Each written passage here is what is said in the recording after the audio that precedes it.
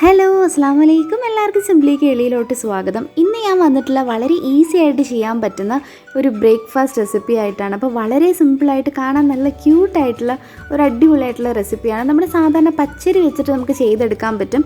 പിന്നെ അതുമാത്രമല്ല, ഈ ഒരു മാവ് ഒരുപാട് സമയമൊക്കെ വെയിറ്റ് ചെയ്ത് മാവ് പുളിപ്പിച്ചൊന്നും ചെയ്യേണ്ട. വളരെ സിമ്പിളായിട്ട് ഒരു തുള്ളി എണ്ണ പോലും ചേർക്കാതെ വളരെ പെട്ടെന്ന് ചെയ്തെടുക്കാൻ പറ്റുന്നൊരു ബ്രേക്ക്ഫാസ്റ്റാണ്. അപ്പോൾ എന്തായാലും നമുക്കിനി വീഡിയോയിലോട്ട് പോകാം. അപ്പോൾ നമ്മുടെ ചാനൽ ഇതുവരെ സബ്സ്ക്രൈബ് ചെയ്തിട്ടില്ല എന്നുണ്ടെങ്കിൽ ഒന്ന് സബ്സ്ക്രൈബ് ചെയ്യുക. അതുപോലെ തന്നെ തൊട്ടടുത്തൊരു കുഞ്ഞു ബെല്ലൈക്കൺ വരും, അതിൽ ഓൾ എന്ന ഓപ്ഷൻ പ്രസ് ചെയ്യുക. അപ്പോൾ ഞാൻ അപ്ലോഡ് ചെയ്യുന്ന എല്ലാ വീഡിയോസ് നിങ്ങൾക്ക് മിസ് ചെയ്യാതെ കാണാൻ പറ്റും. ഇനി നമുക്ക് റെസിപ്പിയിലോട്ട് പോവാം.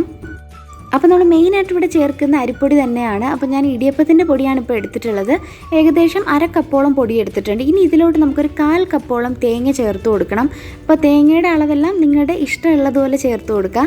ഇനി ഇതിലോട്ട് നല്ല സോഫ്റ്റായി കിട്ടാൻ വേണ്ടിയിട്ട് 1/4 കപ്പോളം ചോറ് ചേർത്ത് കൊടുക്കുന്നുണ്ട്. ഇനി ആവശ്യത്തിന് ഉപ്പും കൂടെ ചേർത്ത് കൊടുക്കാം. ഇനി ഇത് അരച്ചെടുക്കുന്ന ചെറു ചൂടുള്ള വെള്ളം ചേർത്തിട്ടാണ്. പച്ചവെള്ളം ചേർക്കുന്നേക്കാളും ചെറു ചൂടുള്ള വെള്ളം ചേർത്ത് കൊടുക്കുക. ഏകദേശം 1 കപ്പോളം, 1/2 കപ്പ് അരിപ്പൊടിക്ക് 1 കപ്പോളം വെള്ളം ചേർത്ത് കൊടുക്കുന്നുണ്ട്. മെയിനായിട്ട് നമ്മളിവിടെ ചേർത്ത് കൊടുക്കുന്നത് ഈസ്റ്റാണ്. ഇത് ഹോം മെയ്ഡ് ഈസ്റ്റാണ്, അല്ല നമ്മൾ കടയിൽ നിന്ന് വാങ്ങിയ ഈസ്റ്റൊന്നും അല്ല.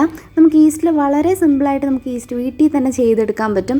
അതിൻ്റെ വീഡിയോ ഞാൻ മുന്നേ പോസ്റ്റ് ചെയ്തിട്ടുണ്ട്. കാണാത്തവരുണ്ടെങ്കിൽ ഞാൻ ഡിസ്ക്രിപ്ഷൻ ബോക്സിൽ ലിങ്ക് കൊടുക്കാം. അപ്പോൾ ഈ ഒരു ഈസ്റ്റും ഈ ഒരു അരിപ്പൊടിയും എല്ലാം കൂടെ ജസ്റ്റ് ഒന്ന് മിക്സ് ചെയ്തെടുക്കുക.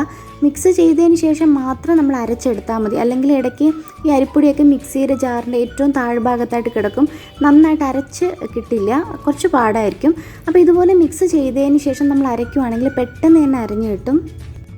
അപ്പോൾ ഇവിടെ അരച്ചെടുത്തിട്ടുണ്ട്. അത്യാവശ്യം കട്ടിയിൽ തന്നെ അരച്ചെടുക്കുക. അതായത് ദോശമാവിൻ്റെ ഒരു കട്ടി ഉണ്ടല്ലോ, ആ ഒരു രീതിയിൽ വേണം നമ്മൾ അരച്ചെടുക്കാനായിട്ട്. ഇപ്പം നമ്മൾ ഈസ്റ്റ് ചേർത്തുകൊണ്ട് തന്നെ ഒരു 10 മിനിറ്റ് അടച്ച് വെച്ച് റെസ്റ്റ് ചെയ്യാൻ വെക്കുക.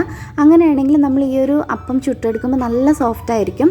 അല്ലാന്നുണ്ടെങ്കിൽ പെട്ടെന്ന് വേണമെന്നുണ്ടെങ്കിൽ നമുക്ക് അങ്ങനെ ചുട്ടെടുക്കാം. പക്ഷേ ഒരു 15 മിനിറ്റെങ്കിലും അടച്ച് വെച്ചിട്ട് ചുട്ടെടുക്കുകയാണെങ്കിൽ നല്ല സോഫ്റ്റായിട്ട് നല്ല പൊങ്ങി നമുക്ക് കിട്ടും. ഇപ്പോൾ ഒരു 15 മിനിറ്റ് കഴിഞ്ഞിട്ടുണ്ട്. അത്യാവശ്യം മാവ് കറക്റ്റ് പരുവത്തിന് തന്നെ വന്നിട്ടുണ്ട്. ഒരുപാട് പുളിപ്പിക്കേണ്ട ആവശ്യമൊന്നുമില്ല. നമ്മൾ ഹോം മെയ്ഡ് ഈസ്റ്റ് ചേർത്തുകൊണ്ട് തന്നെ അധികം ഒരുപാട് പുളി വരില്ല. മാവ് കറക്റ്റ് പരുവത്തിന് തന്നെ നമുക്ക് കിട്ടും. ഇപ്പോൾ നമ്മളുടെ അപ്പം ചുട്ടെടുക്കുന്ന ഉണ്ണിയപ്പ ചട്ടിയിലാണ്. അപ്പോൾ എണ്ണയൊന്നും തേച്ചിട്ടില്ല. ഉണ്ണിയപ്പ ചട്ടി ഒന്ന് ചൂടാക്കിയതിന് ശേഷം ഓരോ കുഴികളിലായിട്ട് നമ്മൾ മാവ് ഒഴിച്ചു കൊടുക്കുന്നുണ്ട്. അപ്പോൾ ഈ ഒരു മാവിൽ നമ്മൾ സോഡാപ്പൊടി ഒന്നും ചേർത്ത് കൊടുത്തിട്ടില്ല.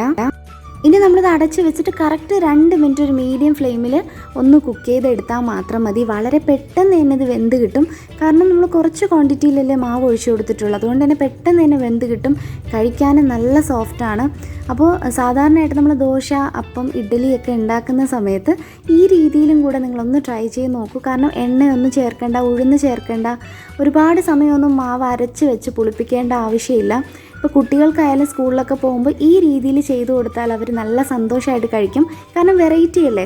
അപ്പോൾ ഒരു 4-5 ഈ ഒരു അപ്പം കൊടുത്തു വിട്ടാലും കുട്ടികൾ സന്തോഷമായിട്ട് തന്നെ കഴിച്ചിട്ട് വരും. അപ്പോൾ മസ്റ്റായിട്ട് നിങ്ങളിതൊന്ന് ട്രൈ ചെയ്ത് നോക്കാം. ഈ ഒരു അപ്പം നമുക്ക് ഏത് കറിയുടെ കൂടെ അല്ലെങ്കിൽ ചമ്മന്തിയുടെ കൂടെ ഒക്കെ കഴിക്കാൻ നല്ല ടേസ്റ്റാണ്. അപ്പോൾ മസ്റ്റായിട്ട് എല്ലാവരും ഒന്ന് ട്രൈ ചെയ്ത് നോക്കാം. അപ്പോൾ ഈ വീഡിയോ ഇഷ്ടപ്പെട്ടാൽ ലൈക്ക് ചെയ്യാനും കമൻറ്റ് ചെയ്യാനും മറക്കരുത്. Stay at home, stay healthy. Thanks for watching. See you in another video. അസ്സലാമു അലൈക്കും. Assalamualaikum.